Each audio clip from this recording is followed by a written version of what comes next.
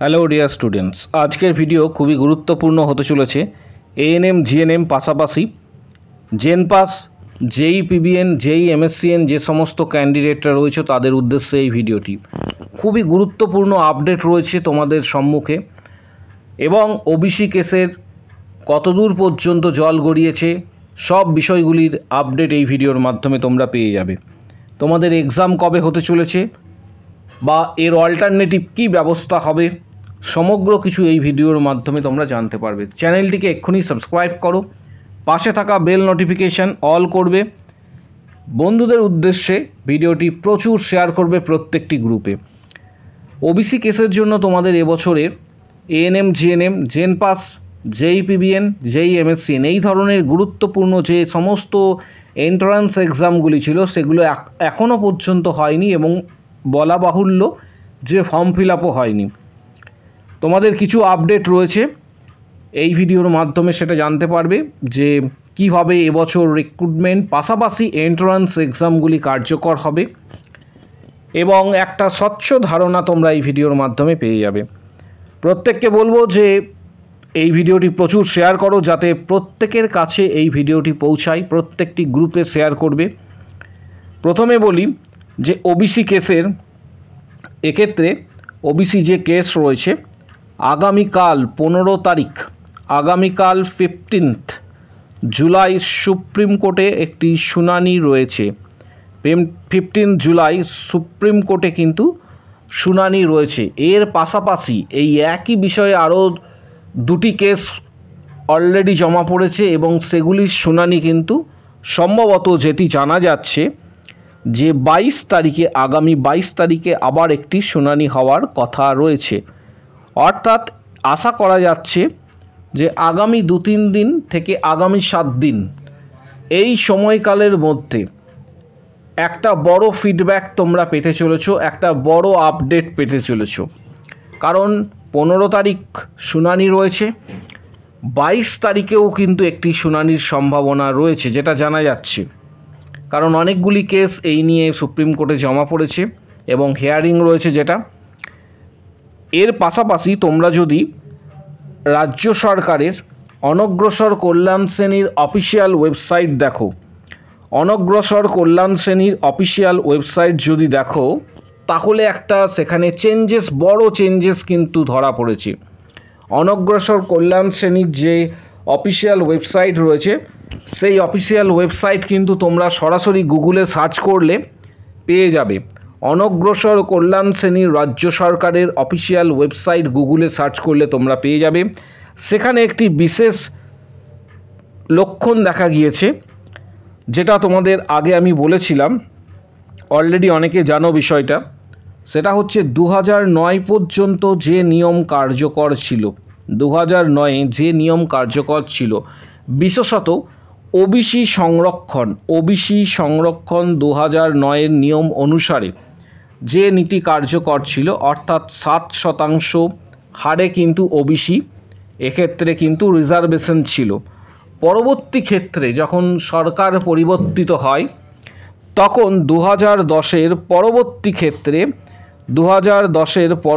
ক্ষেত্রে এটি কিন্তু চেঞ্জেস করা হয়, 7 থেকে বাড়িয়ে এটি 17% কিন্তু করা হয়। 7 থেকে বাড়িয়ে 17%, অর্থাৎ 10% এক্ষেত্রে কিন্তু সংরক্ষণ করা হয়, এবং সেখানে দেখা যায় কি ওবিসি 2 ভাগে ভাগ করা হয়, ওবিসি এ এবং ওবিসি বি ক্যাটাগরি। যেহেতু সুপ্রিম কোর্ট এবং রাজ্যের যে হাইকোর্ট রয়েছে, অর্থাৎ কলকাতা হাইকোর্টে কেসগুলি চলছে, কলকাতা হাইকোর্টের সিদ্ধান্ত মতন আমরা লক্ষ্য করেছি যে রাজ্য সরকার ওয়েবসাইটে কিন্তু চেঞ্জেস এনেছে, এবং ওবিসি কেসের এর ফলস্বরূপ ওবিসি এ বি সেখানে অমিট করা হয়েছে। ওবিসি এ এবং বি এটি কিন্তু অমিট করা হয়েছে বা তুলে দেওয়া হয়েছে, একটা বড় চেঞ্জেস। অর্থাৎ ওবিসি এ এবং বি এটি তুলে দেওয়া হয়েছে। সেখানে আমরা লক্ষ্য করেছি যে ওবিসি ক্যাটাগরি শুধুমাত্র ওবিসি বলেই উল্লিখিত রয়েছে, এবং পূর্বের যে নিয়ম অর্থাৎ 66টি জনজাতি এই সংরক্ষণের আওতায় অর্থাৎ 7% যে সংরক্ষণের আওতায় ছিল সেই সংরক্ষণের আওতায় 7%কেই কিন্তু রাখা হয়েছে। অর্থাৎ যে বড় বিষয়টা লক্ষ্য করা গিয়েছে সেটা হচ্ছে বর্তমান সময়ে যদি অনগ্রসর কল্যাণ শ্রেণীর অফিসিয়াল ওয়েবসাইট তোমরা ভিজিট করো, সেখানে লক্ষণীয় বিষয়বস্তু হচ্ছে ওবিসি এবি সম্পূর্ণভাবে কিন্তু তুলে দেওয়া হয়েছে। ওবিসি এবি তুলে দেওয়া হয়েছে, সেখানে শুধুমাত্র একটি ক্যাটাগরি রয়েছে ওবিসি ক্যাটাগরি এবং রিজার্ভেশন, যেটা সেখানে 66টি জনজাতি রিজার্ভেশনের আন্ডারে রয়েছে এবং রিজার্ভেশন পার্সেন্টেজ 17% থেকে কমিয়ে এনে 7% নামানো হয়েছে। একটা বড় আপডেট এটা। এর পাশাপাশি আগামী দিনে কিন্তু অর্থাৎ আগামী কাল 15 তারিখে সুপ্রিম কোর্টে একটা হিয়ারিং রয়েছে। হিয়ারিংয়ের পরবর্তী ক্ষেত্রে কি রায় দেওয়া হয় সেটা তোমাদের সাথে যখন রায় আসবে তখন শেয়ার করব। পাশাপাশি আরেকটি জানা যাচ্ছে আগামী 22 তারিখেও কিন্তু একটি হিয়ারিং রয়েছে, যেটা আশা করা যাচ্ছে। এবার এক্সামের প্রসঙ্গে আসছি, মূলত এএনএম জিএনএম এক্সামের প্রসঙ্গ। এএনএম জিএনএম এবং জেন পাস এই এক্সামগুলির কবে হতে চলেছে, কারণ বহু ক্যান্ডিডেট রয়েছে যারা অলরেডি ওয়েট করে রয়েছে অধীর আগ্রহে জানার জন্য এই ধরনের এক্সামগুলি কবে হতে চলেছে। এখনও সম্ভাবনা রয়েছে, প্রত্যেককে বলছি 85%, এখনও সম্ভাবনা রয়েছে এক্সাম হবার 85% সম্ভাবনা রয়েছে। কারণ যদি রায় দেয় সুপ্রিম কোর্ট এবং কলকাতা হাইকোর্ট যথাক্রমে, তাহলে কিন্তু এক্সাম কার্যকর করা হবে এবং এক্সাম সম্ভবত হওয়ার সম্ভাবনা রয়েছে। এক্ষেত্রে প্রত্যেকের জন্য বলবো, কারণ জুলাই মাসের শেষের দিকে সম্ভবত ফর্ম ফিল আপ হবে এবং আগস্টের শেষ করে অর্থাৎ আগস্টের লাস্ট উইক, এক্ষেত্রে আগস্টের লাস্ট উইক এক্সাম হওয়ার একটা বড় সম্ভাবনা রয়েছে। বিশেষত প্রথমে এক্সাম হবে সেটা হচ্ছে জেন পাস, যে সমস্ত ক্যান্ডিডেটরা আবেদন করেছো বা আবেদন করবে, জেন পাসের যে সমস্ত ক্যান্ডিডেটরা রয়েছে তাদের এক্সাম সর্বপ্রথম হওয়ার একটা সম্ভাবনা রয়েছে, সেটা আগস্ট মাসেই। তার পাশাপাশি আগস্ট মাসের শেষ সপ্তাহ বা সেপ্টেম্বরের ফার্স্ট উইকে এক্ষেত্রে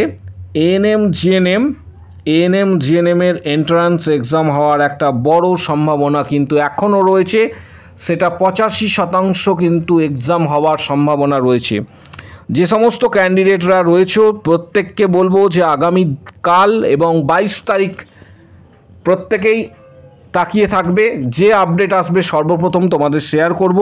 তোমরা যেরকমভাবে প্রিপারেশান নিচ্ছিলে সেই রকমভাবে প্রিপারেশান প্রত্যেকে চালিয়ে যাও। প্রিপারেশানের জন্য প্রত্যেককে বলবো যে তোমরা এখানে কিছু বইয়ের ডিটেলস দেওয়া হচ্ছে, ভিডিওর ঠিক ডেসক্রিপশান বক্স, নিচে ডেসক্রিপশান বক্স রয়েছে।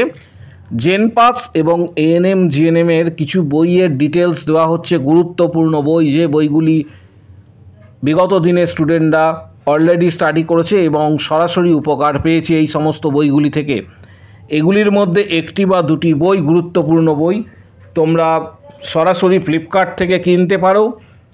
বইগুলি অনেকটা ছাড়ে পেয়ে যাবে, অথেন্টিক লিঙ্ক রয়েছে।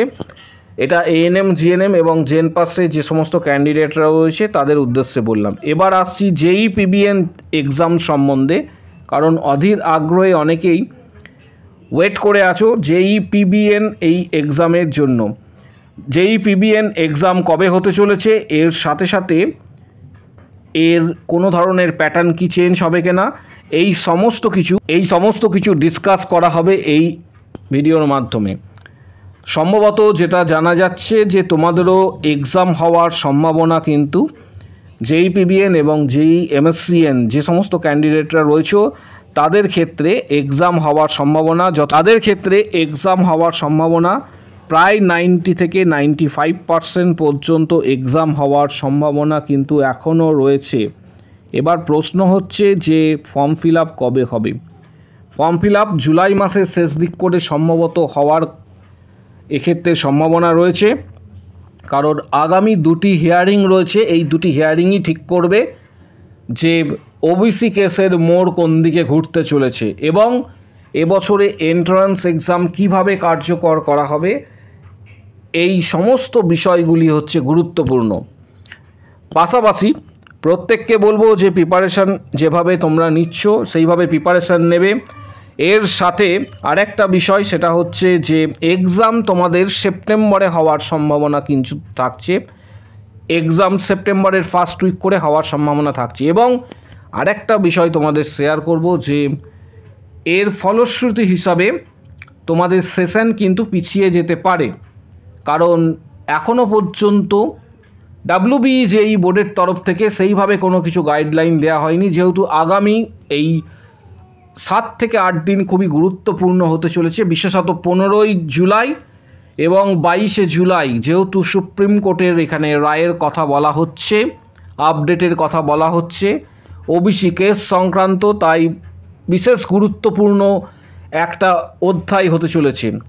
যেটা আশা করা যাচ্ছে যে আমরা ওয়েবসাইটেও যেটা চেঞ্জেস দেখেছি ওবিসি কেস সংক্রান্ত, যে 7% রিজার্ভেশনকে নিয়েই সম্ভবত আগামী দিনে তোমাদের এক্সাম হওয়ার সম্ভাবনা রয়েছে। যদিও এই বিষয়টি আগামী দিনে সুপ্রিম কোর্ট থেকে রায় দেবে কিভাবে কার্যকর করা হবে। 66টি জনজাতি, যেটা 2009 সালে উল্লিখিত ছিল, সেই 66টি জনজাতির কথা সেই রিজার্ভেশনের আওতায় তারাই সম্ভবত থাকতে চলেছে। যেহেতু ওয়েবসাইট কিন্তু মূলত সেই কথাই বলছে, অনগ্রসর কল্যাণ শ্রেণীর যে অফিসিয়াল ওয়েবসাইট, তোমরা নিজেরা যাচাই করে দেখতে পারো, সেই অফিসিয়াল ওয়েবসাইটে সেম কথা কিন্তু উল্লেখ করা হয়েছে।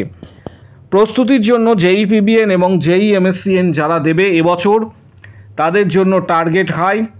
এছাড়া PR যাদবের ভলিউম 1 এবং 2, PR যাদবের ভলিউম 1 এবং 2, এই ধরনের বইগুলি অবশ্যই স্টাডি করবে।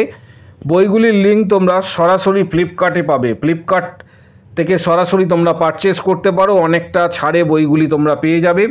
এছাড়া যে কোনো ধরনের কম্পিটিটিভ এক্সামের জন্য বইগুলি খুবই কার্যকর। আগামী দিনে অর্থাৎ আগামীকাল যখন সুপ্রিম কোর্টে হিয়ারিং থাকছে, তার রিপোর্ট কি আসতে চলেছে, তার রায় কি আসতে চলেছে, সমগ্র তথ্য তোমাদের সাথে সর্বপ্রথম এই চ্যানেলে তোমরা পেয়ে যাবে। অবশ্যই চ্যানেলটিকে সাবস্ক্রাইব করো, পাশে থাকা বেল নোটিফিকেশান অল করবে। আগামী দিনে যে কোনো আপডেট আসবে সর্বপ্রথম তোমাদের সাথে শেয়ার করাবে। ভিডিওটি অবশ্যই প্রত্যেককে গ্রুপে শেয়ার করার জন্য বলছি এবং অবশ্যই লাইক দেবে। আজকের ভিডিও এই পর্যন্ত।